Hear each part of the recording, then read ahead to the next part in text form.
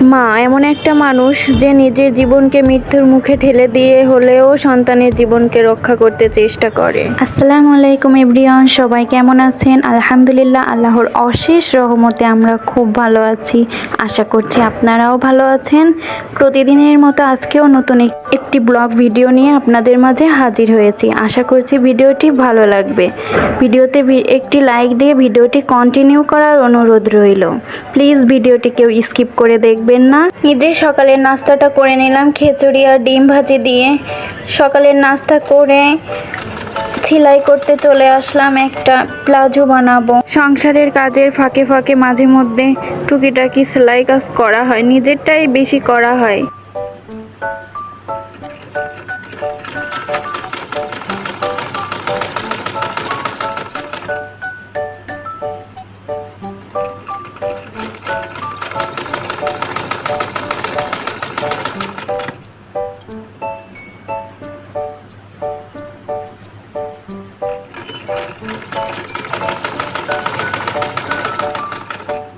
এই যে আমার প্লাজো সালোয়ারটা বানানো হয়ে গেছে।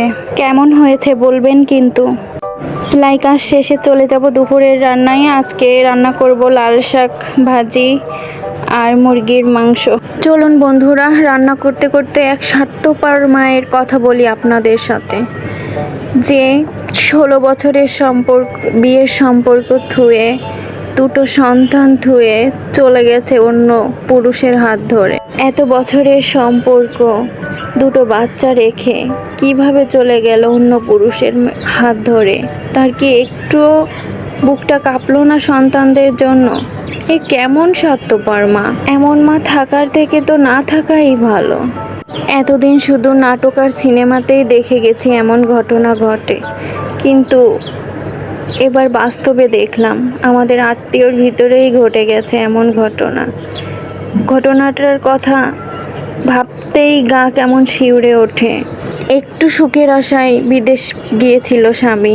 বিদেশে পাঠিয়ে স্বামীকে সর্বশান্ত করে স্বামীর টাকা পয়সা সব কিছু নিয়েই পালিয়ে গেল অন্য পুরুষের হাত ধরে।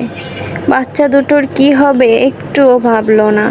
স্বামী তো আবার বউ পাবে, বাচ্চারা কি আর সেই মা পাবে? স্বামীর অবস্থা যে একবারে খারাপ ছিল তা না। স্বামী প্রথমে সরকারি চাকরি করত, পরে সরকারি হিসেবেই বিদেশে গিয়েছে। পরে যার সাথে গিয়েছে সেই মহিলাটা, তার অবস্থাও অনেকটাই ভালো। এই প্রথম স্বামীর থেকেও তার অবস্থা অনেক ভালো, অনেক টাকা পয়সা। তার টাকা পয়সাই কি জীবনের সব? মায়া, সম্পর্ক, ভালোবাসা, বাচ্চা, এসব কি কিছুই ছিল না তার কাছে? কিভাবে গেল এসব ফেলে? এমন মাকে ধিক্কার জানাই। এমন মা বেঁচে থাকার থেকে না থাকাই ভালো। বাচ্চা দুটো ছিল মেয়ে বাচ্চা। মা চলে যাওয়ার পরে সন্তানদের একটু কষ্ট হয়েছিল, পরে আস্তে আস্তে ঠিক হয়ে গেছে। মেয়েগুলো একবারে ছোট ছিল না। বড় মেয়ে ছিল 5-এ পড়তো আর ছোট মেয়ে পড়তো 3-তে। মা যতই খারাপ হোক, মা তো মায়ের জন্য তারা এখনো কান্না করে। ফোন থেকে মায়ের ছবি ডিলিট করতে দেয় না। মুখে মুখে বলে মাকে ভুলে গেছি, কিন্তু মাকে কি সত্যি ভুলতে পারে? একটুও পারে না। মা চলে যাওয়ার পরে সন্তান দুটোকে কোয়ামি মাদ্রাসায় দিয়ে দিয়েছে। আগে স্কুলে পড়তো, মাদ্রাসায় দেওয়ার পরে ওইখানে ওদের সময় কেটে যায়। বড়জনকে দিয়েছে মাওলানায় আর ছোটজনকে দিয়েছে হাফিজি পড়তে।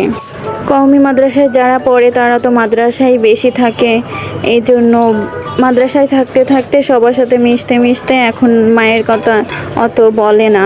কিন্তু ছোট মেয়েটা এখনও মাঝে মধ্যে মায়ের জন্য কান্না করে। এখন বাবা তাদেরকে কিচ্ছুর অভাব দেয় না, শুধু মায়ের অভাব রয়েছে। মাদ্রাসায় খাবার দাবার তো ভালো না, কিন্তু তাদের জন্য স্পেশালভাবে রান্না করা হয়। তারা যেটা বলে, যেটা খেতে চায় সেটাই রান্না করা হয়। মা চলে গেছে 1 বছর হয়ে গেছে, বাবা এখনো দেশে ফেরেনি। তাদের দাদিও বেঁচে নেই, আর এসবের সাথে তাদের নানিরাও জড়িত আছে। নানিরাও বাবার অনেক টাকা খেয়েছে, বাবাকে একবারে সর্বশান্ত করে দিয়েছে। কে জানতো নিজের স্ত্রী, শ্বশুরবাড়ির লোক এত খারাপ হবে? এমন নানা নানি আর মামাকেও ধিক্কার জানায়। তারা মাদ্রাসায় থাকে, আবার বাড়িতেও আসে। বাড়িতে চাচুরা আছে, চাচি আছে, ফুপিরা আছে, ফুপিদের বাড়িতে যায়। এমনভাবেই তাদের দিন কাটছে।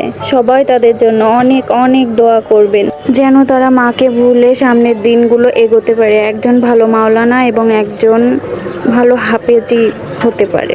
কাছে দূরে দেশে বিদেশে যে যেখান থেকে আমার ভিডিওটি দেখছেন অথবা পরে দেখবেন, সবাইকে জানাচ্ছি অসংখ্য অসংখ্য ধন্যবাদ।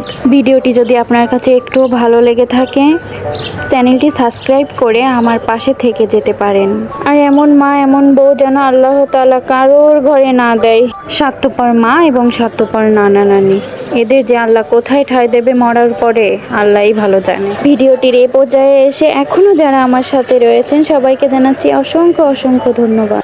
এখনো যদি একটি লাইক না দিয়ে থাকেন প্লিজ একটি লাইক দিয়ে দিন।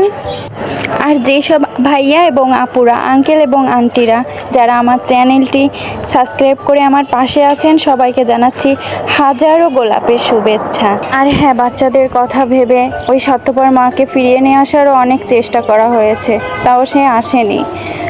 আর এমনও অফার দেওয়া হয়েছে যে সব খরচ দিয়ে দিব বাচ্চাদেরকে, তুমি দেখো, তুমি রাখো, একটু বড় করো, বড় হলে আবার আমরা নিয়ে নিব। তাও সে নিবে না। সে কি যে বলবো, বাচ্চা দুটো যে দেখতে এত সুন্দর, আপনারা না দেখলে বুঝবেন না।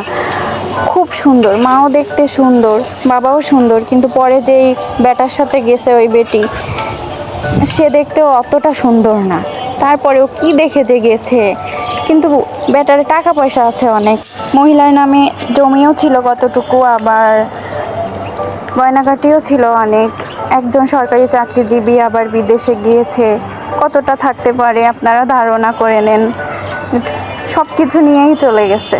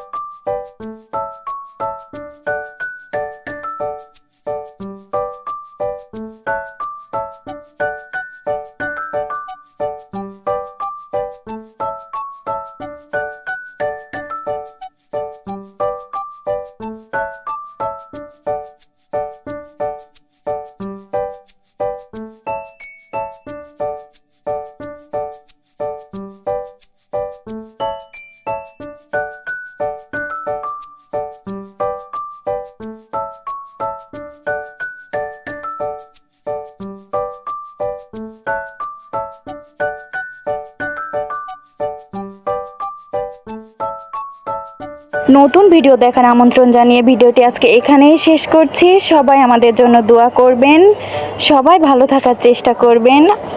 আসসালামু আলাইকুম, আল্লাহ হাফেজ।